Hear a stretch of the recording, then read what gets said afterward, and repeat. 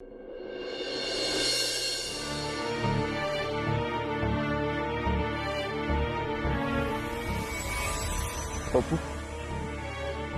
জানো অপু, আজ আমার মনে হচ্ছে আমি খুব বড় একটা ভুলের প্রায়শ্চিত্ত করতে চলেছি।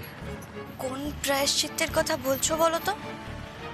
তোমার মনে আছে অপু, যেদিন তুমি প্রথমবার চাকরির পরীক্ষা দিতে গেছিলে, আমি তোমাকে চাকরির পরীক্ষা দিতে নিয়ে যাওয়ার নাম করে সোনারগঞ্জের বাড়িতে ছেড়ে এসেছিলাম। আমরা কি চলে এলাম?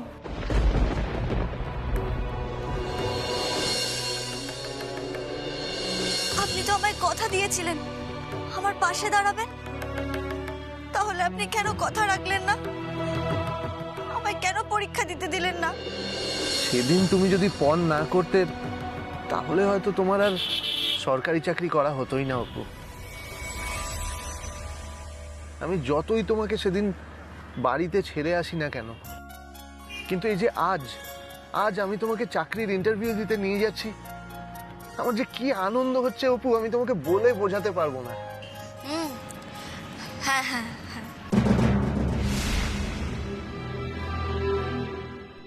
কি হলো অপু? এই তুমি কি ঘুমিয়ে পড়ছো নাকি? হ্যাঁ, না, দেখে তো মনে হচ্ছে তুমি ঝিমোচ্ছ। কি হলো অপু? আরে হলোটা কি তোমার? শরীর খারাপ লাগছে নাকি? না না, তাহলে কি হয়েছে? বুঝতে পারছি না।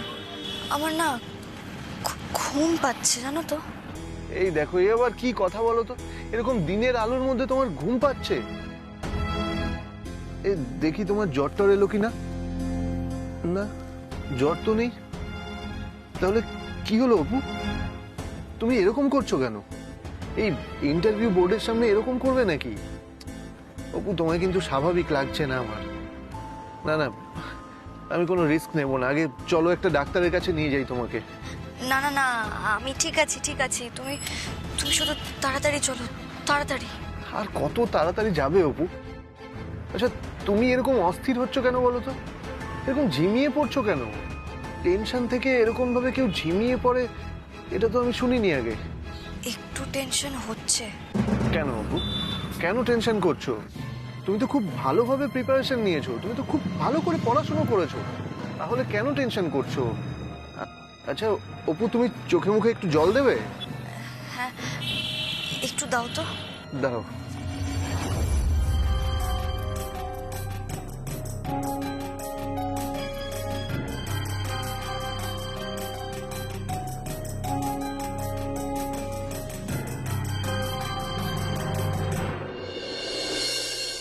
হ্যাঁ গো, এবার বলো তো তুমি কোন চিঠির কথা বলছিলে? আমি তো সত্যি করে তোমায় কোনো চিঠি লিখিনি। আরে আমিও তো তোমায় কোনো চিঠি লিখিনি। তাহলে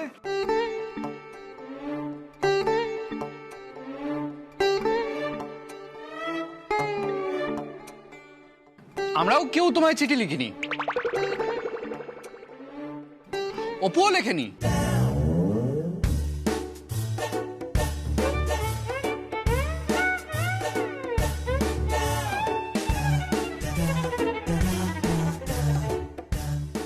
মেজদা ভাই, দিলি তো ছোট বৌদিকে কেস খাই।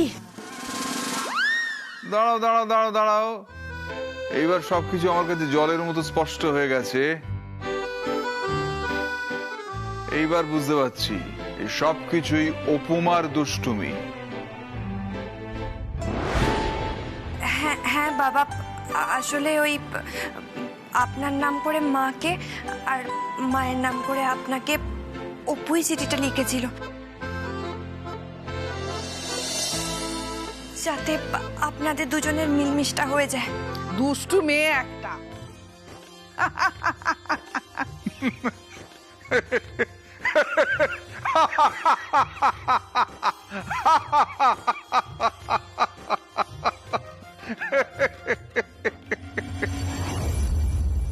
এবার একটু ভালো লাগছে অপু? হ্যাঁ,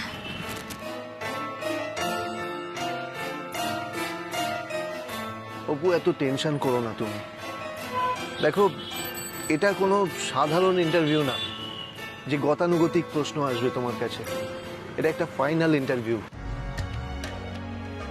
এখানে অনেক রকম জানা অজানা প্রশ্ন আসবে, চেনা অচেনা প্রশ্ন আসবে। যেমন যেমন বল পাবে তেমন তেমন ভাবে তোমায় উত্তর দিতে হবে। কখনো 4 মারবে তো কখনো ছক্কা হাঁকাবে। জানা অজানা প্রশ্নের তোমাকে উপস্থিত বুদ্ধি কাজে লাগিয়ে উত্তর দিতে হবে। এখানে সমাজ সংস্কৃতি নিয়ে প্রশ্ন করতে পারে, রাজনীতি নিয়ে প্রশ্ন করতে পারে, করাপশন নিয়ে জানতে চাইতে পারে। এই অপু, হ্যাঁ হ্যাঁ হ্যাঁ, না না আমার ঠিক ভালো ঠেকছে না, আমি আর রিস্ক নেবো না। না না কোনো রিস্ক নেওয়া যাবে না। ড্রাইভার দাদা একটা ফাঁকা জায়গা দেখে দাঁড়ান তো সামনে। না না, তার কোনো দরকার নেই। দরকার আছে দাদা, আপনি গাড়িটা দাঁড় করান তো। এই নিন, এই টাকাটা রাখুন তো, গিয়ে একটা এনার্জি ড্রিঙ্ক নিয়ে আসুন। একটু তাড়াতাড়ি আনবেন প্লিজ।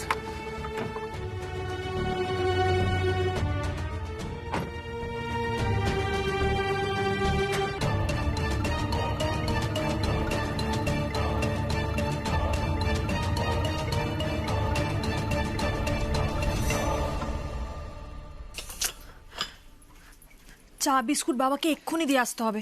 আমি বরং চায়ের জলটা বসাই। বর্দি ভাই বলছি তুমি আমাকে দাও না, আমি এক্ষুনি বসিয়ে দিচ্ছি চাটা। থাক,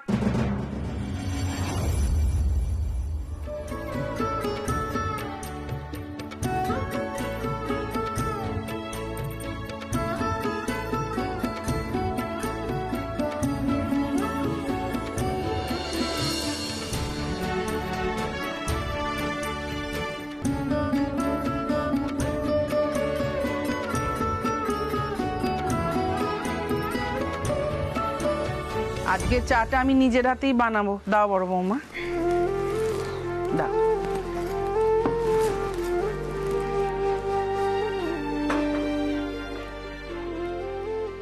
তোমরা যে যতই ভালো চা বানাও না কেন, তোমাদের বাবা কিন্তু আজ পর্যন্ত আমার হাতেই বানানো চা খেয়ে বেশি তৃপ্তি পান। সে তো হবেই মা, আপনাদের এত বছরের সম্পর্ক, আর এত বছর তো আপনিই বাবাকে চা করে খাইয়েছেন। এখন হঠাৎ করে অন্য কেউ এসে চা করে দিলে বাবা সহজে রুজবে কেন বলুন তো?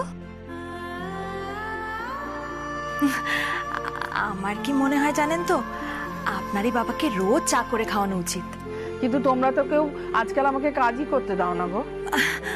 মা তাহলে আমি একটা কথা বলি, আপনি তাহলে কটা দিন বাবাকে চা জল খাবার করে দিন। হ্যাঁ হ্যাঁ, কতদিন বাদে মানুষটা বাড়ি ফিরেছেন, কটা দিন না হয় আমার যত্নেই থাক। জানো, সোনামার জন্যই মানুষটা আজ বাড়ি ফিরে এসেছে। হ্যাঁ মা, ওই ইন্টারভিউর চিন্তার মাঝেও কিন্তু ও ওই কথাটা ভোলেনি, তাই না? একদম ঠিক বলেছে বড় বৌমা। এখন সোনামা ইন্টারভিউ দিয়ে ফিরলেই আমি বাঁচি। তবে আমি জানি সোনামা খুব বুদ্ধিমতী মেয়ে, একটা প্রশ্নও ছেড়ে আসবে না। হ্যাঁ,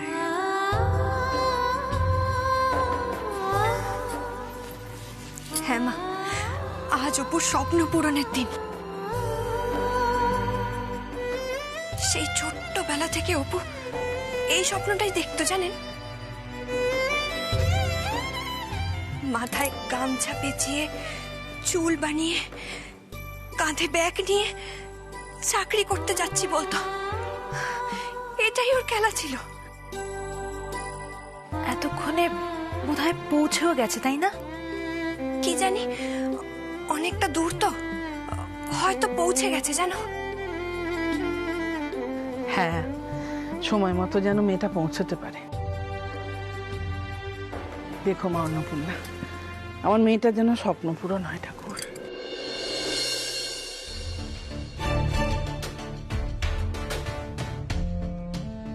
স্যার, থ্যাংক ইউ। অপু নাও, এনার্জি ড্রিঙ্কটা খেয়ে নাও, এটা তোমাকে একটু চাঙ্গা করে তুলবে।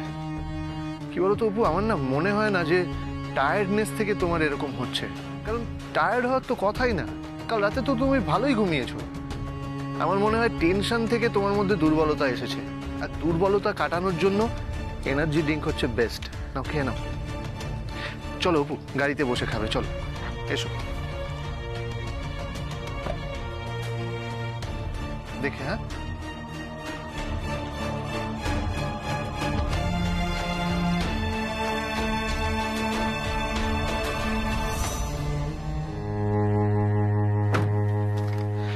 না অপু, এবার এটা খেয়ে নাও।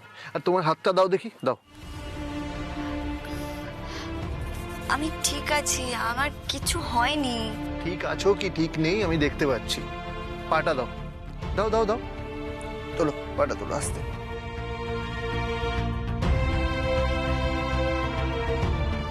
দীপু অ্যাসিস্ট্যান্ট আমার জন্য অনেক কিছু করছে। না না, আমাকে ইন্টারভিউ দিতেই হবে। যতই ঘুম পাক না কেন আমি কিছুতেই ঘুমিয়ে পড়বো না। কিন্তু আমার এত ঘুম পাচ্ছে কেন?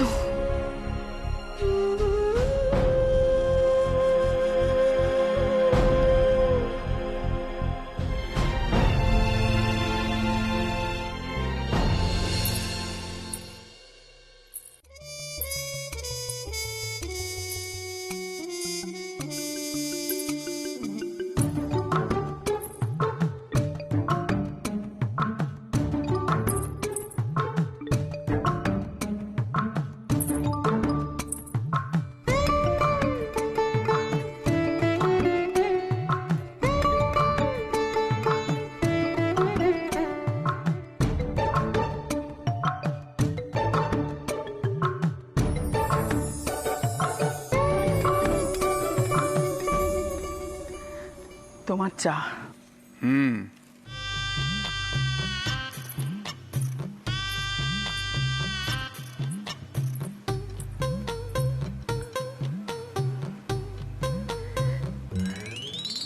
আজ আমি নিজের হাতে তোমার জন্য চা বানিয়ে নিয়ে এসেছি। যদিও জানি বৌমারা সবাই খুব ভালো চা বানায়, বিশেষ করে সেজ বৌমা, তবু মনে হলো তোমার জন্য নিজের হাতে চা বানাই, তাই বানিয়ে নিয়ে এলাম। কিছুদিন আগেও আমার হাতে বানানো চা ছাড়া তোমার মুখে রুচতো না।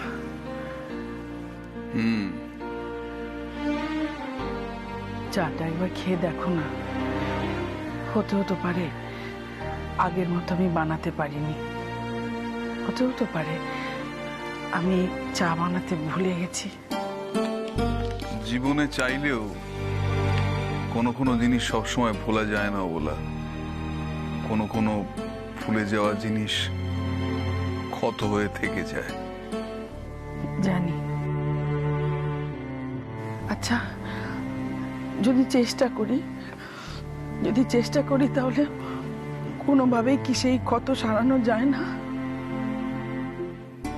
কি জানি। এভাবে বলো না। আমি তোমার জন্য চা করে নিয়ে এসেছি, নিজের হাতে জলখাবার বানিয়ে নিয়ে এসেছি। এতদিন তোমার খাওয়া দাওয়া ঠিক মতো হয়েছে কিনা তাও জানি না। আমি এমন কিছু নাবালক নই যার জন্য নিজের খেয়াল নিজে রাখতে পারবো না।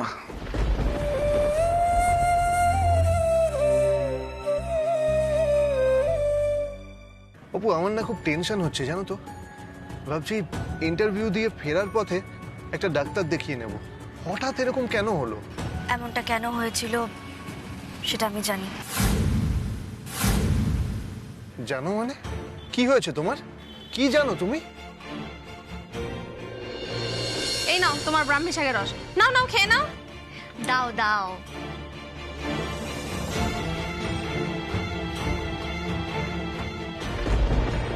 কি হলো অপু, বলো বলো, কি জানো তুমি, বলো। আজ সকালে ব্রাহ্মী শাকের রসের সঙ্গে আমাকে ঘুমের ওষুধ মিশিয়ে খাওয়ানো হয়েছিল। মানে কি বলছো কি তুমি অপু? আমি ঠিকই বলছি। আমি কিচ্ছু বুঝতে পারছি না, আমি কিচ্ছু বুঝতে পারছি না তোমার কথা অপু। দাদা, হ্যাঁ বলুন। একটু সামনে দাঁড় করান তো। হ্যাঁ স্যার, করছি।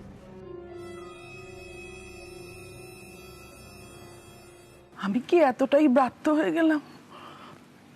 আমার উপর তুমি এখনো রাগ করে আছো? রাগ আর অভিমানের সূক্ষ্ম পার্থক্যটা যেদিন বুঝতে পারবে সেদিন তোমাকে আর অন্য কিছু বোঝানোর প্রয়োজন হবে না।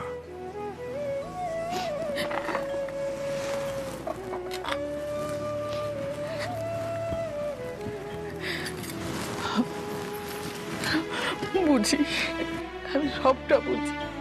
তোমাকে একটিবারের জন্য ক্ষমা করতে পারো না, একটিবারের জন্য। আমি জানি আমি অনেক বড় অন্যায় করে ফেলেছি, তার জন্য তো আমি ক্ষমা চেয়েছি। বলো, আমি তো যে অন্যায়টা স্বীকার করেছি সেটা কি এতটাই ক্ষমার অযোগ্য? তুমি বলো। এতদিন যে তুমি ছিলে না, আমি বেঁচে মরেছিলাম। তোমার ঘৃণা দেখলে আমি মরমে মরে যাই গো। তোমার ঘৃণা, তোমার অবহেলা, এগুলো নিয়ে আমি বাঁচতে পারবো না। আমি কিছুতেই বাঁচতে পারবো না, কিছুতেই। কি বলছো কি তুমি অপু? তোমাকে ঘুমের ওষুধ খাওয়াবে কে? না মানে ব্রাহ্মী শাকের রস তো তুমি রোজ সকালেই খাও, খুশিই দেয়, কিন্তু খুশি কি তোমায় ঘুমের ওষুধ খাওয়াবে? কি বলছো কি তুমি? হ্যাঁ দেখো, এর আগেও তো আমি ব্রাহ্মী শাকের রসটা খেয়েছি, কিন্তু কই কোনোদিন তো আমার সঙ্গে এরকম হয়নি। তাহলে আজ কেন ওটা খাওয়ার পর থেকে আমার শরীর এরকম অস্থির অস্থির লাগছে, ঘুমে চোখ বুজে আসছে? কেন বলো তো? আগে তো হয়নি এরকম। খুশি খুশি এই কাজ করেছে? খুশি তোমায় ঘুমের ওষুধ খাইয়েছে? আমি জানি না গো। অপু, তুমি এই কথাটা বাড়িতে কেন বলোনি?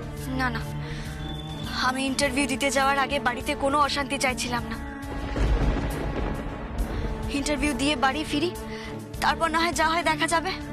কিন্তু খুশি এই কাজ কেন করলো? আদৌ খুশি এই কাজটা করেছে কিনা সেটা নিয়ে তো আমরা শিওর নই, তাই না? ও হয়তো নিজেই জানে না যে এরকম কিছু হতে পারে। ও বেচারি হয়তো ভাবতেই পারে না যে ওর হাতে তৈরি ব্রাহ্মী শাকের রসে কেউ কিছু মিশিয়ে দিতে পারে। তাহলে এই কাজ কে করলো? মাসিমণি? হতেই পারে। যে মানুষটা আমার অ্যাডমিট কার্ড পুড়িয়ে দিয়েছিল, যে কোনোদিনও চায়নি আমি পরীক্ষা দিই, চাকরি পাই, সেই মানুষটা কি কোনোদিনও চাইবে যে আমি ভালোই ভালো ইন্টারভিউ দিয়ে বাড়ি ফিরি? হতেই পারে এই কাজটা আন্টি টু করেছে। আর হতেই পারে কেন বলছি, আমার দৃঢ় বিশ্বাস এই কাজটা আন্টি টুই করেছে, যাতে আমি ইন্টারভিউ দিতে যাওয়ার আগেই ঘুমিয়ে পড়ি।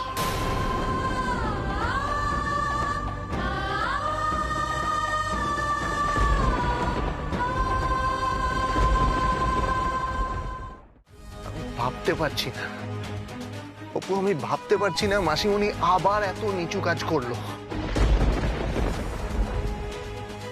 মাসিমণিকে ছাড়বো না, আমি মাসিমণিকে আমি ছাড়বো না। বাড়িতে ফিরতে দাও আমাকে, আমি দেখছি মাসিমণিকে।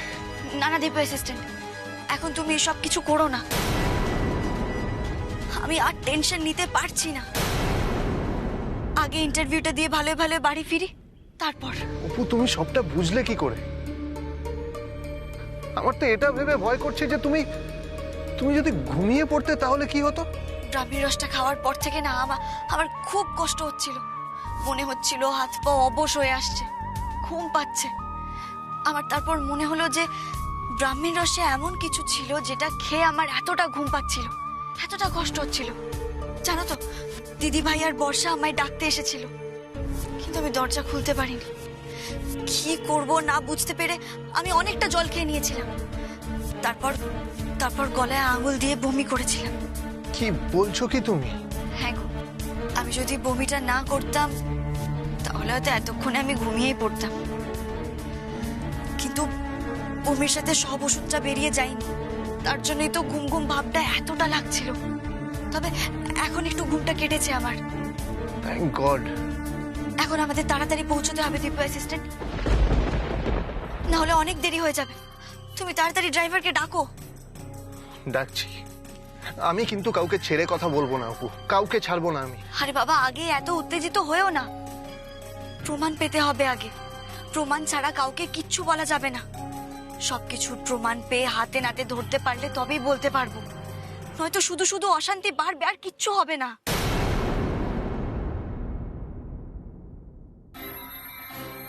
স্যার জল।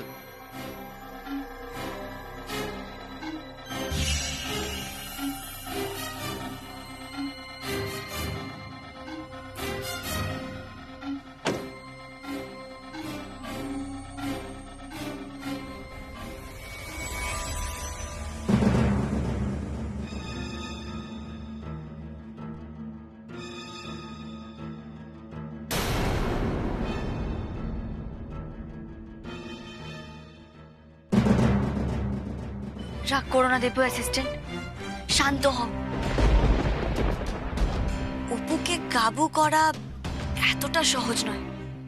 আর একটু আগেই তুমি আমায় বোঝাচ্ছিলে না যে বিডিও হতে গেলে অনেক রকমের বিপদ, অনেক রকমের পরিস্থিতি, অনেক রকমের মানুষ, সবকিছুর সম্মুখীন হতে হয়, আর সেই সবকিছু উপস্থিত বুদ্ধি দিয়ে সামলাতে হয়। আমি ঠিক তাই করেছি, ভবিষ্যতেও আমি তাই করব।